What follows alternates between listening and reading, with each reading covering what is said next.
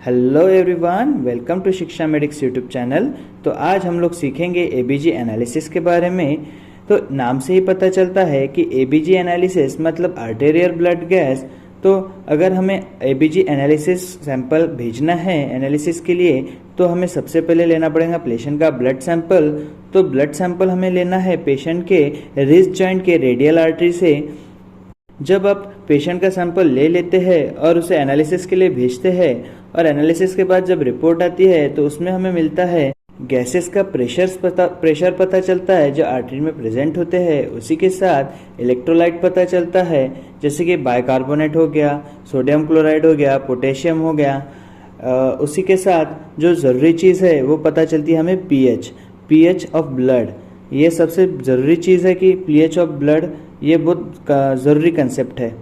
तो जैसे मैंने आपको बताया कि एबीजी टेस्ट के लिए आपको आर्टरी में से ब्लड सैंपल लेना है, तो सवाल ये उठता है कि कोई भी कंडीशन में हम आर्टरी से ब्लड सैंपल ले सकते हैं क्या? तो उसका जवाब है नहीं, नो।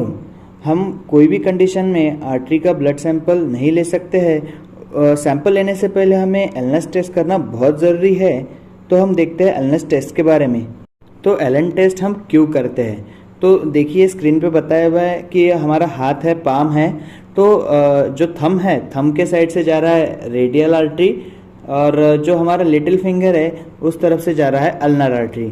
तो जब हम रेडियल आर्टरी को पंचर करेंगे सैंपल के लिए, उसके पहले हमें देखना है कि जो अल्नर आर्टरी है वो ब्लड सप्लाई करने के लिए सक्षम है क्या अपने पाम को। तो इसके लिए हम एक टेस्ट करते हैं जिसे एलन टेस्ट कहते हैं। तो इसमें हम करते क्या है, तो साइमल्टेनियसली दोनों भी आर्टरी पे प्रेशर अप्लाई करते हैं। तो प्रेशर अप्लाई करने के बाद जो हमारा पाम है उसे बंद कर लेना है। बंद करने के बाद उसे फिर से ओपन करना है। तो आपको दिखेगा जो पाम है वो वाइटिश या येलो कलर का हो गया होगा, यानी कि वहाँ पे ब्लड सप्लाई रुक गया है। तो हमें फिर धीरे से जो अल्नर आर्टरी है उस पर से प्रेशर हटाना होगा। तो प्रेशर हटाने के बाद अगर पाम का कलर पिंक हो जाता है, पिंकनेस आ जाती है पाम में, तो हम देख सकते हैं कि सफिशिएंट है अल्नर आर्टरी पाम को ब्लड सप्लाई करने के लिए।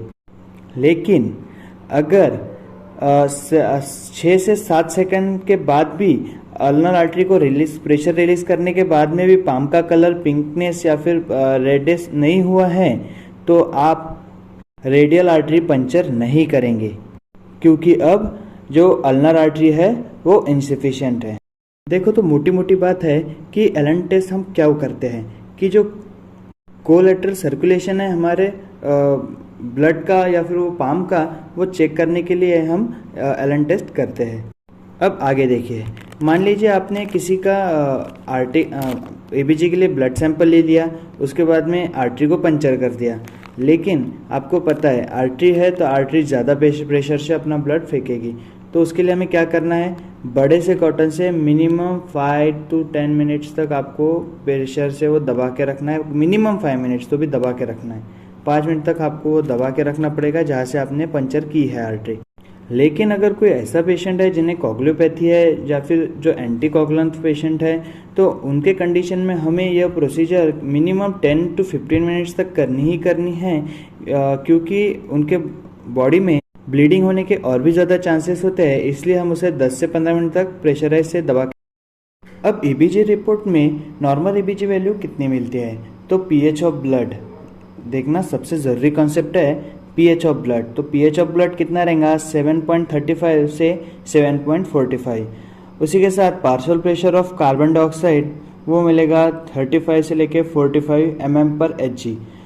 P partial pressure of O2 मतलब ऑक्सीजन, वो मिलेगा 80 से लेके 100 तक mm/Hg। बाइकार्बोनेट की बात करें तो 21 से लेके तो 28 तक मिली इक्विवेलेंट पर लीटर। उसके साथ पोटेशियम मिलेगा 3.5 से 5.3 तक मिली इक्विवेलेंट पर लीटर में। इसके साथ कई प्रकार की चीज़ें मिलती है, पर यह सबसे ज़रूरी एस्पेक्ट है, इसलिए मैं इन पाँचों को ही ले रहा हूँ। अब हम देखते हैं कि पीएच कैसे अफेक्ट करता है हमारे बॉडी पे, पीएच कैसे अफेक्ट करता है। तो बहुत सारे मैकेनिज्म है, पर उसमें से मैं ये 2 इम्पोर्टेंट्स ले रहा हूँ। एक है कार्बन डाइऑक्साइड। देखिए, आपको पता है आपके बॉडी में 70% वाटर है।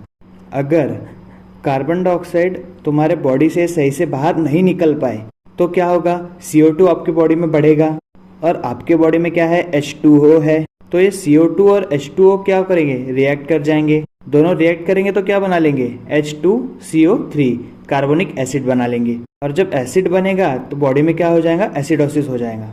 एसिड बन गया मतलब क्या होगा, तो जो बॉडी का पीएच था, ब्लड का पीएच था, वो कम हो जाएगा। इसका मतलब क्या है, जब कार्बन डाइऑक्साइड बॉडी में बढ़ेगा तो पीएच कम हो जाएगा, मतलब एसिडिटी की तरफ चले जाएगा। जबकि बाइकार्बोनेट में ऐसा नहीं, अगर बाइकार्बोनेट बढ़ता है तो पीएच हमारे बॉडी का बढ़ता है, अगर बाइकार्बोनेट कम होता है तो पीएच हमारे बॉडी का कम होता है। ये दो बातें बहुत इंपॉर्टेंट है, ये बात आपको याद कर लेनी है, दिमाग में बिठा लेनी है। अब देखते हैं कौन से कंडीशन में एबीजी टेस्ट कराया जा सकता है।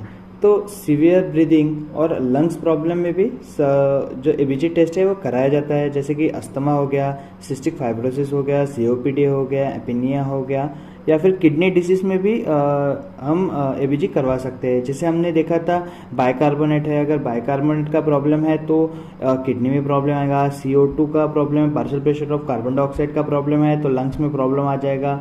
O2 का प्रॉब्लम है, फिर भी लंग्स में प्रॉब्लम आ जाएगा। इन सब चीज़ों की वजह से जब पेशेंट ICU में एडमिट होता है तब हम इस टेस्ट को करते हैं। पोर्टेबल मशीन्स होते हैं, ICU में ही मशीन रखी हुई होती है, हाथों हाथ रिपोर्ट मिल जाता है पेशेंट का। जब पेशेंट वेंटिलेशन पे होता है तब इस टेस्ट को बार बार किया जाता है, दिन में 2 बार इस टेस्ट को परफॉर्म करते हैं कि पेशेंट की एक्चुअल कंडीशंस कैसी है वो पता चल सके डॉक्टर को। इस टेस्ट से पता चलता है कि पेशेंट कितनी जल्दी रिकवर होगा या उस पेशेंट को कितना टाइम लगेगा रिकवर होने के लिए।